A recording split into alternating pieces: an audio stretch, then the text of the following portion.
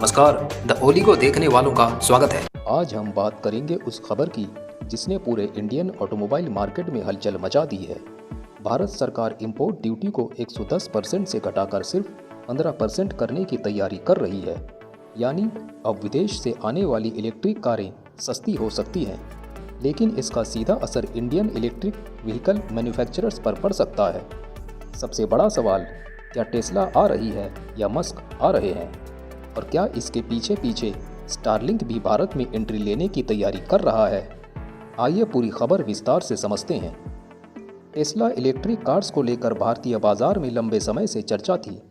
Elon Musk कई बार भारत में Tesla लाने की बात कर चुके हैं, लेकिन हाई इंपोर्ट ड्यूटी की वजह से यह संभव नहीं हो पा रहा था। अब सरकार अगर इंपोर्ट ड्यूटी रिडक्शन कर देती है तो टेस्ला की एंट्री लगभग तय मानी जा रही है। इससे महिंद्रा, टाटा, हुंडई और ओला इलेक्ट्रिक जैसी कंपनियों पर क्या असर पड़ेगा? इंडियन कंपनियां ईवी रेवोल्यूशन के लिए तेजी से काम कर रही हैं। Tata Nexon EV, Mahindra SUV 400 और ओला S1 प्रो जैसे मॉडल मार्केट में धूम मचा रहे हैं। लेकिन अगर टेस्ला मॉडल 3, मॉडल Y जैसी गाड़ियां कम दाम में आ गईं तो इंडियन ब्रांड्स को सीधा कंपटीशन मिलेगा। टेस्ला इलेक्ट्रिक व्हीकल्स की सबसे बड़ी ताकत उनकी बैटरी टेक्नोलॉजी और सेल्फ ड्राइविंग फीचर्स है। टेस्ला की गाड़ियां एक बार चार्ज करने पर 500 से 600 किलोमीटर तक का माइलेज देती हैं, जो भारतीय ईवी कारों से कहीं ज़्यादा है। इसके अलावा सुपरचार्जर नेटवर्क भी टेस्ला के लिए बड़ा प्लस पॉइंट हो सकता है। अगर टेस्ला भारत में मैन्युफैक्चरिंग प्लांट नहीं लगाती और सिर्फ CBU कंप्लीटली बिल्ट यूनिट्स या CKD completely knocked down kit के जरिए गाड़ियाँ बेचती हैं तो भी उन्हें सीधा फायदा मिलेगा।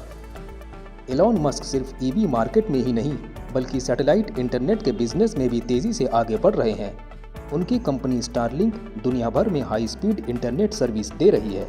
अगर टेस्ला भारत में आती है तो संभावना है कि मस्क की अगली एंट्री स्टारलिंक इंडिया के रूप में हो। स्टारलिंक के आने से जियो, एयरटेल और BSNL जैसी कंपनियों को तगड़ा कंपटीशन मिलेगा।